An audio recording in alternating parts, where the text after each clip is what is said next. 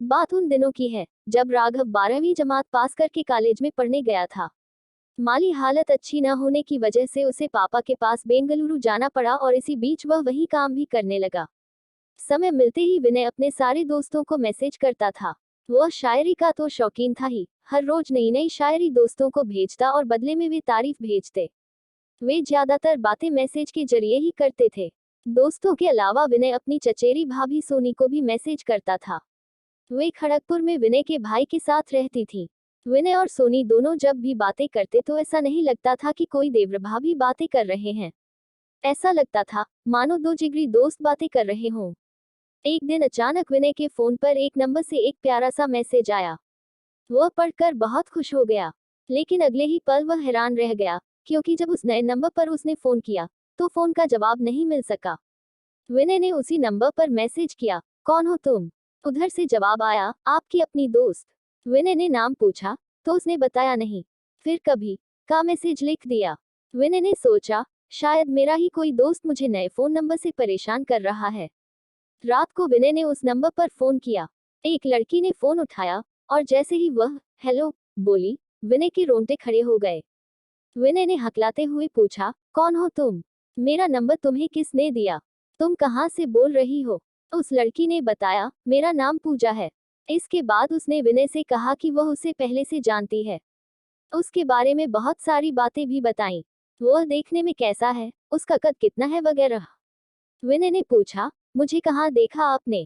उस लड़की ने कहा, 4 महीने पहले मुजफ्फरपुर रेलवे स्टेशन पर देखा था, तभी से नंबर ढूंढ रही हूँ।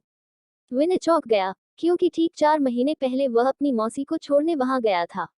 वह ख्याली पुलाव पकाते हुए सोचने लगा कि एक अनजान लड़की ने अनजान जगह पर उसे देखा और तब से उसका फोन नंबर ढूंढ रही है। पहले तो वह अनजान था, पर अब विनय दोस्ती के नाते उससे बातें करने लगा।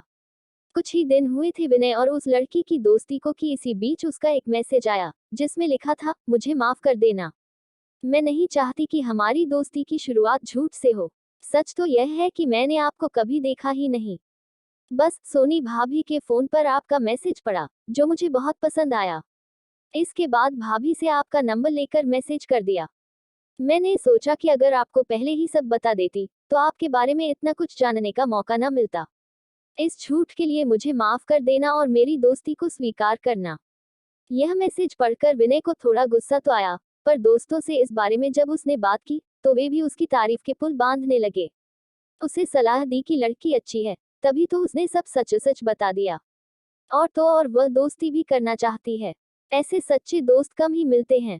उसे फोन कर और दोस्ती की नई शुरुआत कर। फिर क्या था, विनय का दिल बाग बाग हो उठा। अगली सुबह विनय ने मैसेज किया, गुड मॉर्निंग दोस्त। उधर से भी मैसेज आया, जिसमें पूछा गया था, मुझे माफ तो कर दिया ना? फिर से सॉरी एंड थैंक यू, दोस्ती को आगे बढ़ाने के लिए। विनय ने भी फिल्मी अंदाज में लिख भेजा, दोस्ती में नो थैंक्स नो सॉरी। उन दोनों की दोस्ती परवान चढ़ती गई। पहली बार घर जाते समय विनय उससे खड़गपुर रेलवे स्टेशन पर मिला। ट्रेन वहां ज्यादा देर नहीं रुकी, इसलिए बातें भी न हो सकी। सिर्फ हाय हेलो ही हो पाए। उस समय छठ पूजा की तैयारियां चल रही थी। विनय घर पर ही था। सोनी भाभी हर साल छठ पूजा के समय गांव आ जाती। इस बार भी वे आईं, पर अकेली नहीं, पूजा भी साथ थी।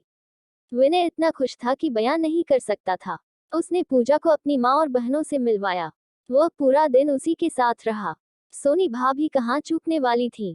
वे भी ताने कसती, क्यों देवर जी, क्या इसे यहीं छोड़ दूं हमेशा के लिए? भाभी की ऐसी बातें सुनकर विनय के मन में लड्डू फूटने लगते। काश ऐसा ही होता। पूजा थी ही ऐसी, गोरा रंग, लंबी नाक, लंबा कद, पतली कमर, मानो कोई अप्सरा हो। विनय मन ही मन उसे चाहने लगा था। उसके फोन की बैटरी और पैसे खत्म हो जाते, पर बातें नहीं। हर साल छठ पूजा पर पूजा भी सोनी भाभी के साथ उससे मिलने चली आती, लेकिन विनय की कभी हिम्मत नहीं हुई कि वह भी कभी उसके घर जाए। विनय जब भी गांव आता, उससे स्टेशन पर ही मिलकर चला जाता। प्यार वह भी उससे करती थी, पर बोलती नहीं थी। विनय उससे प्यार का इजहार करवा कर ही रहा। अब दोस्ती भूलकर प्यार मोहब्बत की बातें होने लगी। बात शादी तक पहुंच गई। विनय ने हिम्मत करके पड़ोसियों के जरिए अपने प्यार और शादी की बात मां तक पहुंचा दी। मां ने इस रिश्ते को एक बार में ही खारिज कर दिया। इसकी वजह यह थी कि लड़की उनकी बिरादरी की नहीं थी, पढ़ी लिखी है, शहर की रहने वाली है। गांव के बारे में क्या जानती है? माँ के ख्याल से शायद पूजा घर परिवार न संभाल सके। उनको ऐसी लड़की चाहिए थी जो घर को संभाल सके। घर तो पूजा संभाल ही लेती, पर माँ को कौन समझाए।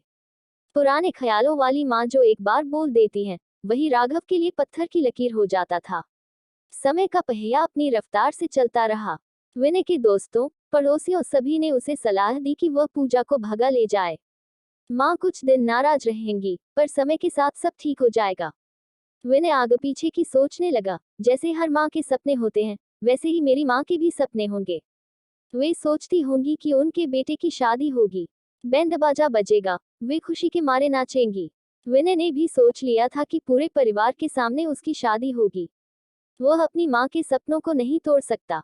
एक दिन विनय ने पूजा को अपने मन की बात बता दी। वह सुनकर रोने लगी। रोया तो वह भी था। कुछ सोचकर पूजा ने कहा, आपकी शादी किसी से भी हो, पर आप हमेशा खुश रहना। माँ का दिल कभी मत तोड़ना। आप वही शादी कीजिएगा जहाँ आपकी माँ चाहती है। जब तक हम दोनों में से किसी एक की शादी नहीं होती, तब तक हम दोस्ती के नाते बातें तो कर ही सकते हैं। फिर पूजा छठ पूजा पर गांव नहीं आई।